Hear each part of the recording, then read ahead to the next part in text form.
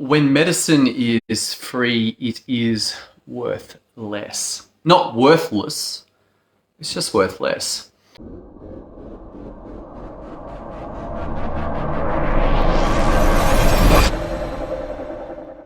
I returned to a practice that I haven't been at for a while, and in that intervening time, they got rid of bulk billing. Not really a choice, but just a financial necessity. The practice was going to fold. They're like, look, we can't pay our bills. We've got to start charging. Now, the interesting thing that they described was that, did they lose patients? No, they're actually busier, which is pretty funny. It's like, hang on, the fear of ending bulk billing was proven to be completely false. Why? Because medicine is valuable. Health is valuable. The patients have to pay $45 out of pocket. And I was chatting to my son about that, and they were like, well, why would you pay $45? And I was like, well, to avoid the heart attack, to avoid the stroke, to avoid the diabetes, to avoid the complications of a life that is ruled by a significant medical disease. And yet our society routinely diminishes these risks. It's kind of head in the sand or ostrich behavior. I'm going to pretend that I'm not at risk of these significant problems and just hope they don't happen. And sometimes they don't happen. You see the picture of the 101-year-old lady enjoying a whiskey and a smoke. You're like, clearly it's possible. And yes, it is possible that person made it through all of their life living to 101 with a whiskey and a cigarette. But most people, no. Most people, the risks of our current environment, even with being in Australia, our significant alcohol tax laws, our significant cigarette tax laws and packaging laws, not quite sure why the alcohol don't have the same packaging laws that the cigarettes do, but that's for another time.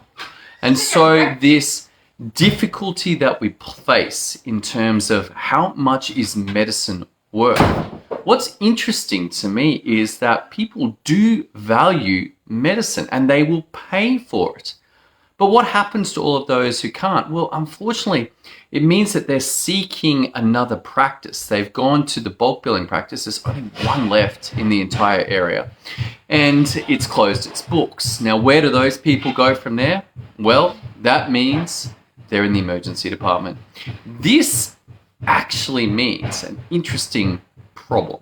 And that is that general practice may be more attractive than emergency. You see, if emergency departments just become the bulk billing default for people to go to, that's where those people end up, and the emergency departments are clogged with patients, this means emergency may have a significant problem.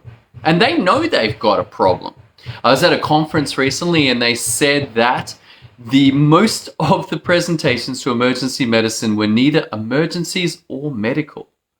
And that is exactly what general practice feels like when it's bulk billed. Say, hey, half these people are showing up for social stuff, for financial counseling, for marriage counseling, not for medicine. But in this practice, when they moved and made the jump, suddenly all of that stuff just went away.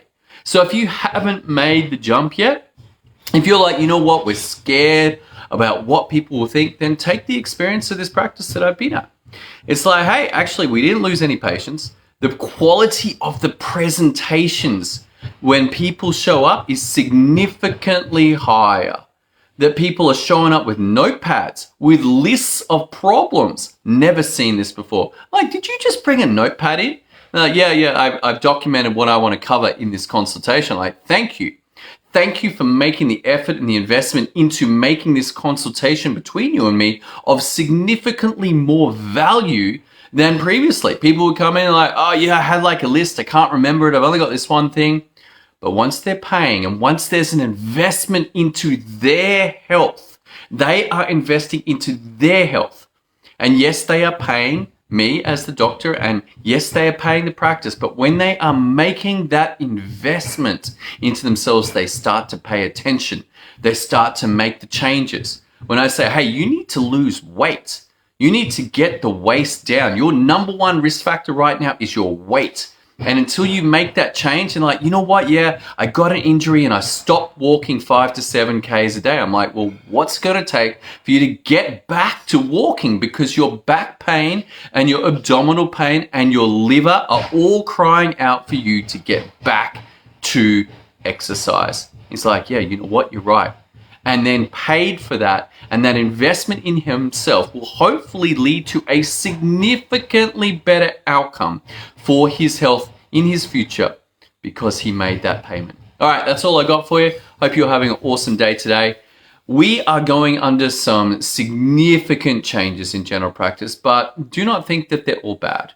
Yes, it will mean that there are complaints and people are like, you know what, why wasn't it like it was before? Those times have passed, but it may not be a bad thing.